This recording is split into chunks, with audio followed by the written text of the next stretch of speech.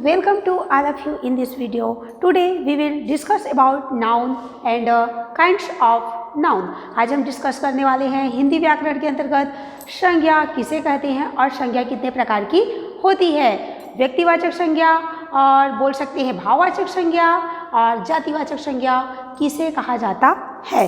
तो चलिए देखते हैं पहले कि संज्ञा अर्थात नाउन किसे कहेंगे। तो हिंदी व्याकरण के अंतर्गत आज हम हिंदी में सीखेंगे संज्ञा किसे कहा जाता है और संज्ञा के प्रकार। तो चलिए फर्स्ट बढ़ जाते हैं। संज्ञा किसे कहा जाता है?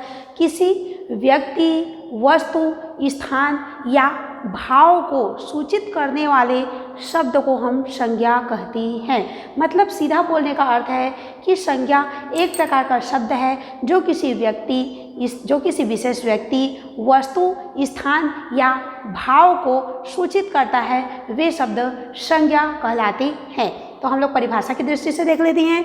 किसी व्यक्ति, वस्तु, स्थान या भाव का बोध कराने वाले शब्दों को संज्ञा कहती हैं। मतलब शब्द को ही हम संज्ञा कहेंगे जो कि किसी विशेष व्यक्ति, वस्तु या फिर भाव के नाम को सूचित करे। यहाँ पर देखिए, जो किसी विशेष व्यक्ति, कोई विशेष वस्तु या कोई विशेष स्थान या फिर तो भाव का बोध कराता है, वे शब्द संज्ञा कहलाती हैं। संज्ञा हमारे तीन प्रकार के जैसे इसी को पहले उदाहरण देख लेते हैं फिर देखेंगे। जैसे देखिए किसी व्यक्ति, जैसे राम, श्याम, मोहन, उसी प्रकार से राम, श्याम, मोहन हो गया। जैसे इसके अंतर्गत कोई विशेष व्यक्ति डॉक्टर, नर्स, वकील भी आएगा। अब जैसे वस्तु की बात करेंगे तो हम लोग सोना, चांदी, इस प्रकार से डस्टर, चौक, रुमाल, डस्टर, चौक, ओके, और ये रुमाल डस्टर की जगह पर। तो जो किसी क्या है वस्तु को सूचित करे, जैसे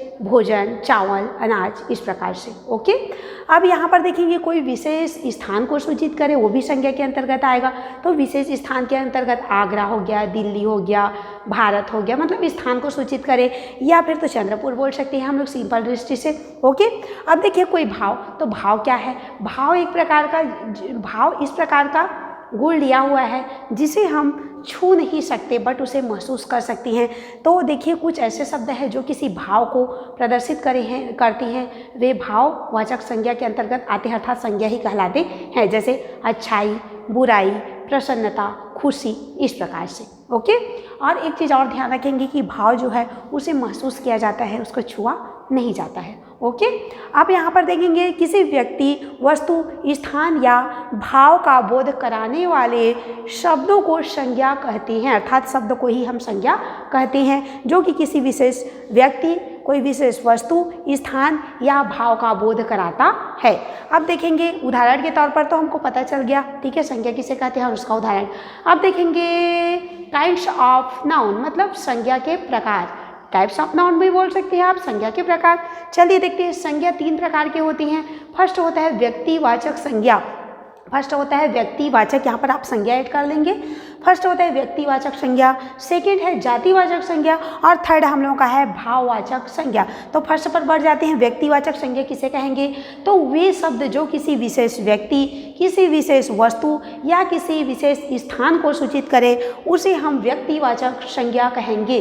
वे शब्द जो किसी विशेष व्यक्ति को या फिर किसी विशेष वस्तु या किसी वस्तु को या फिर किसी विशेष स्थान को प्रदर्शित करे, वे शब्द व्यक्तिवाचक संज्ञा के अंतर्गत आते हैं। जैसे देखिए कोई विशेष व्यक्ति राम, श्याम, मोहन, ओके। अब देख लेंगे राम, श्याम, मोहन या फिर किसी का बोल सकते हो प्रीति, मीना, जतन, इस प्रकार से कोई विशेष व्यक्ति को सूचित करे, जैसे सचिन तेंदुलकर, इस प्रकार से।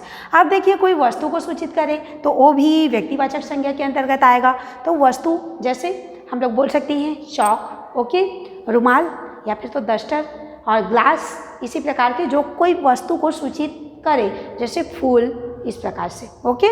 अब यहाँ पर देखेंगे स्थान, वे शब्द जो किसी विशेष स्थान को सूचित करे, वे व्यक्तिवाचक संज्ञा के अंतर्गत भी आएंगे। तो जैसे स्थान में ले लेंगे हम लोग आगरा, दिल्ली, भारत, ऑस्ट्रेलिया, या फिर तो कोई विशेष छोटा सा स्थान भी बोल सकते हैं, जैसे चंद्रपुर, ओके, शालिहोना, इस प्रकार से।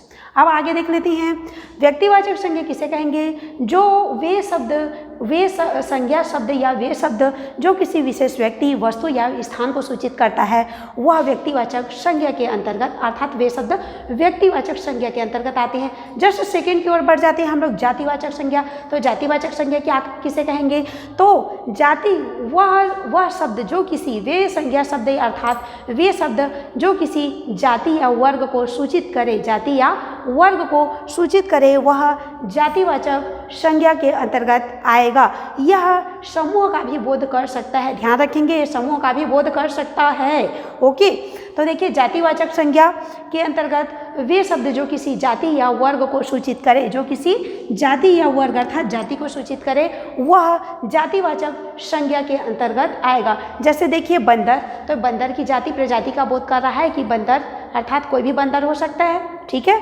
तो यह बंदर की जातियों का बोध कर रहा है, या बंदरों का समूह भी हो सकता है।